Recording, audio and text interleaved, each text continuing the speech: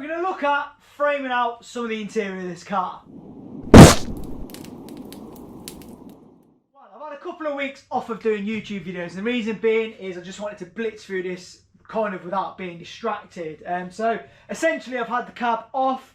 We've put in some carbon fibre crush tubes where the bolts go through. That's all been chemically bonded, sanded, whatever. Then the cab's been put back on. We've then got the roll cage feet chemically bonded in, so obviously they're structurally bonded now to the fiberglass, the steel's bonded to the fiberglass, and obviously then the holes that pass through are what bolts to the chassis. Those are now fully fixed in. We've got the rear hoop welded in, the front legs of the roll cage are welded in, to the legs, everything. We've put in a top bar here, which before it went in, I drilled and tapped it for the interior mirror, because obviously it'd be a lot easier doing it out the car than it would have been doing it in the car.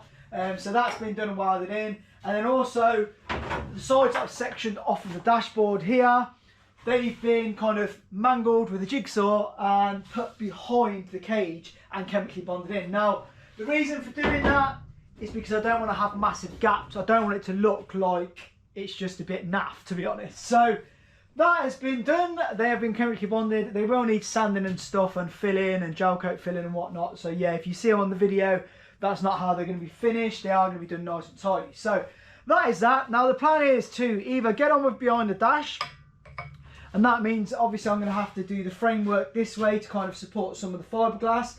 I mean, it probably doesn't need it, but I'm going to put it in anyway. I need to obviously do mounts for my heater, my ECU stuff. Although the ECU may go in the engine bay, I'm not sure at the minute. The fuse box, the wiper motor, the pedals and the steering column. I may have mentioned one or two things twice, I don't know. But basically there's a lot of stuff that needs to go behind the dash. Additionally, behind the rear hoop, I need to fit the fuel cell or fuel tank, whatever you want to call it, and the battery, so I need something for those to mount on. And the reason I need to do front and back first is because I've still got bits of cage to do. So it's pointless me putting in a lower diagonal on this cage or a lower bar across if I need to be climbing around in the boot physically trying to do the kind of mount. And obviously, oh yeah, the trunk or boot hinges, they need doing. So I need to kind of work a few steps forwards to then come back and finish the cage. So that's the plan for today. I'm going to get through as much as I can on this video. So we need to chop in the dash bar. Now obviously this is a bit long. I've got a rough kind of line of where the dash is. And we're probably a good inch or so too long. So I'm going to drop this in. And the bar is probably going to sit somewhere like so. So we need to get chopping.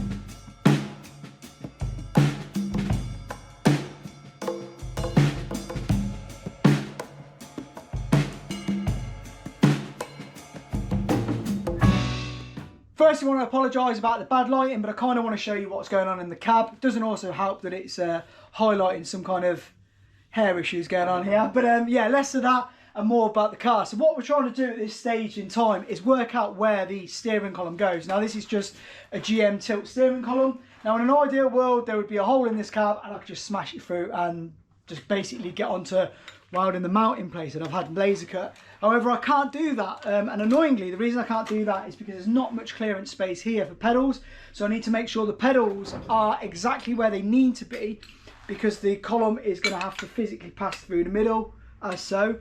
Woo! So we need to make sure that this is kind of mounted before we can look at anything else.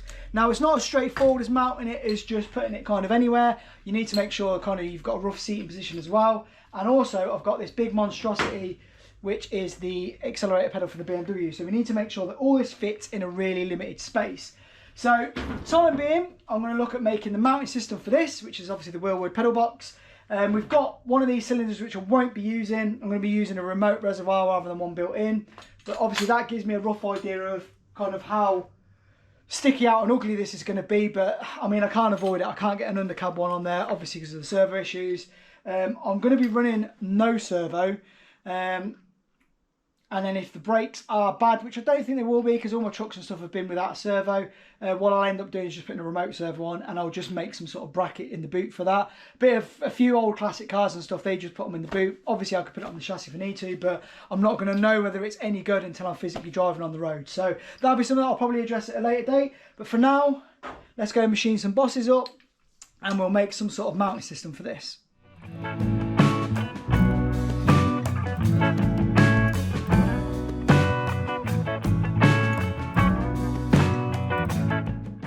First 2 tubes of Coupe, we're going to just clean up the bosses, weld them in with a little bit of a standoff, just to kind of mount that in nicely. And yeah, we'll have 2 out of 4 legs.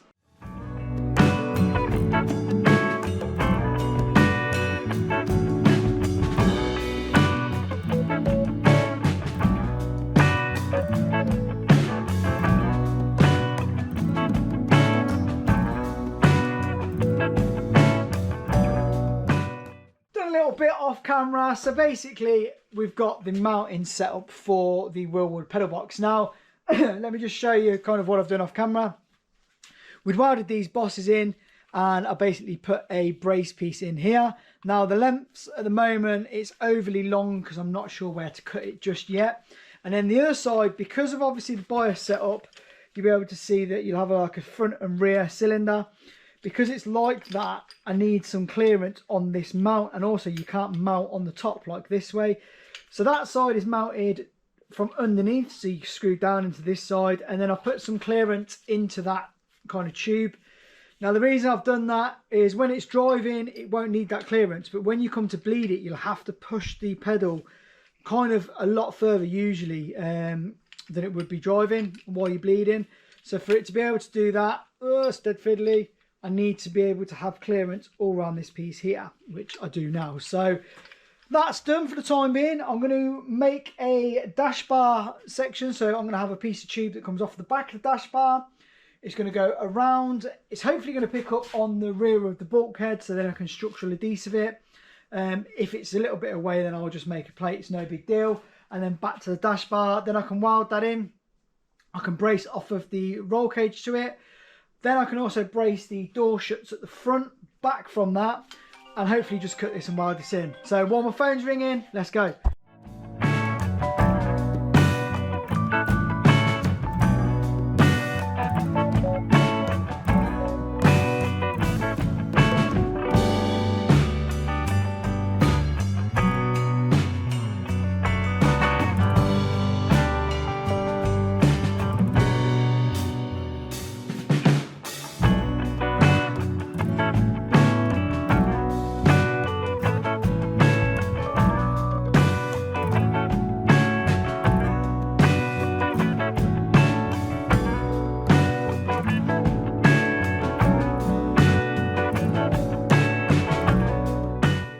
I skipped a few steps forward simply because it's so cold in this garage and moving the camera around, I'm just completely forgetting, I'm just trying to plough through. But basically we've got the Wilwood pedal box is now solidly mounted. Oh yeah. So we just welded the left hand side in to obviously the brace, and then the right hand side, which I wasn't sure what I was going to do, it's just been basically a tube welded from front to back. And then I welded the kind of mounting point that I made to that onto it. Now obviously that side was just a single tube that goes down, whereas this side's 2 tubes. So obviously there could have been a bit of flexibility in the one side. So what I've also done is added in a big triangle 5mm gusset, and that's been TIG welded all the way around, and that stopped any movement of this pedal box front and back. So if I need to stamp on the brakes, or stamp on the clutch, or stamp on the clutch and brakes, that pedal box is not moving at all. There is literally no movement in it. So the plan is now to get more things behind the dash. I have got my fuse box and relay holder. Now I do have a 21 circuit Speedway one in the house, but after looking at it, it looks a bit like a Chinese one that's just been rebranded and sold for a bit more. So I'd much rather make my own loom. We'll touch on that a bit later down the line, but at least I can then crimp, solder, heat shrink. I know it's all done well rather than just having some Chinese sweatshop crimp up a loom for me. So That needs to go behind the dash. We've also got the OBD port, so I can do any diagnostics that I need to, because obviously it's a new engine, or newer than a 1932 engine. And then I've got a massive heater to get behind there, and that's going to be basically mainly just demisting the windows. I might have it venting down as well for a bit of heat, but we'll cross that bridge when we come to it. And yeah, that is pretty much where I'm at. I need to just cram as much stuff behind the dash as I can.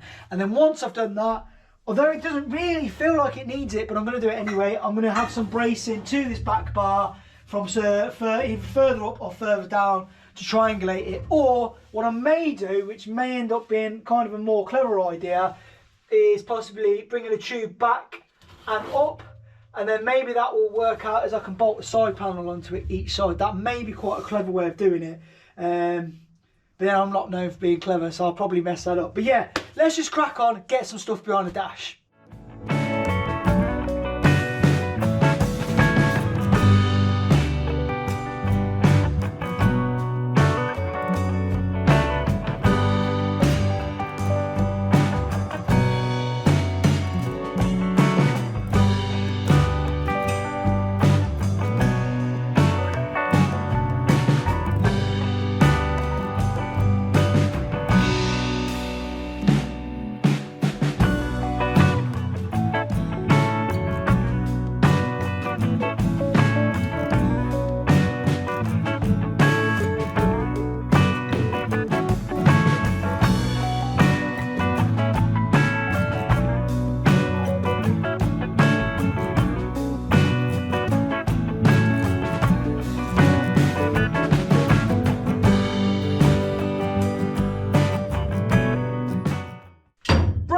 Are done. Now these are for the fuse box, and they're going to be wired in like so. Nice wired this end, nice wired that end.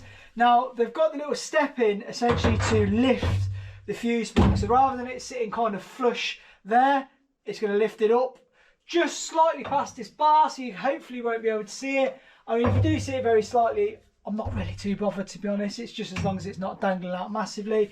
And it's kind of done like that with a space in between. So obviously once these panels come off, all the wires can go wherever they want. And I've not got to worry about kind of wires chafing or anything. Additionally, you'll be able to see that there are some extra holes. There's 6, there's 3 each side. Those are going to work out as earth points, because obviously all the relays are going to need earthing. So I've done 3 each side, just so I've got plenty of earth points. But yeah, those are those done. They're going to get wired in a moment. And then additionally, off camera, while I've been doing those, I've also made the windscreen wiper motor mount, which has a little plate that sits on there. Then obviously you put the wiper motor, and obviously then it finishes off with kind of a bracket that screws down. So that also has the captive nuts welded on, just like the fuse box ones, just to make it easy. I've only got to get in with one tool, I've not got to mess around with 2. That has to sit at a very slight angle, and the reason being is because I want the tube and the little thing that's in the tube to come out of here with the least amount of resistance possible. So it's going to sit kind of at an angle like this to bring the tube out, and then up the A-pillar up to where the kind of little mechanism is on the roof, right in front of the windscreen. So these bits are done. I'm going to weld these in, let it cool down, and then we're going to look at mounting the heater.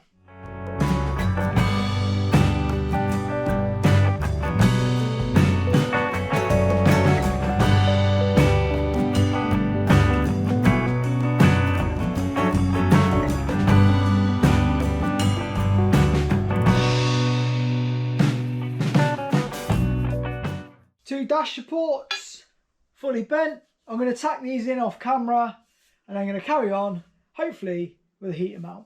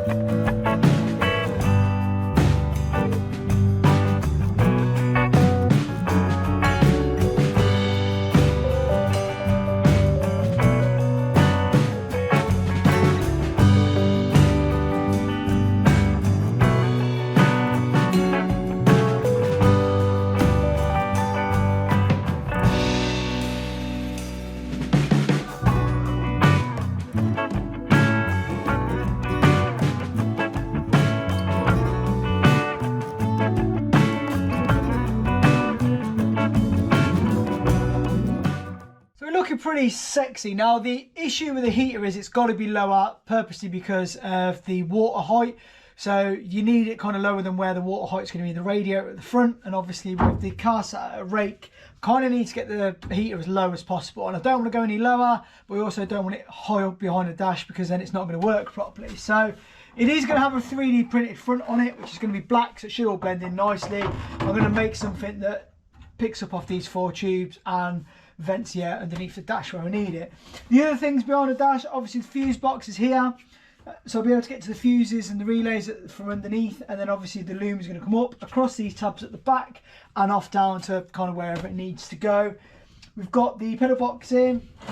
We don't have the accelerator or the steering column in at the minute. I'm going to do the steering column a bit later once I get the seating, I think, because it's going to be crucial to get a nice angle on that. I thought I'd be able to do it now, but I'm going to wait till kind of it's a bit more built for that.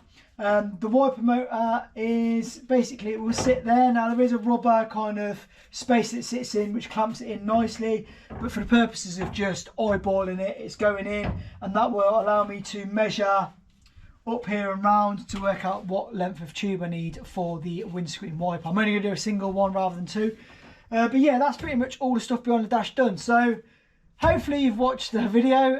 It may be a bit boring, I don't know. If there's any kind of comments or anything, please drop them below. But for now, hopefully see you next video. Peace out.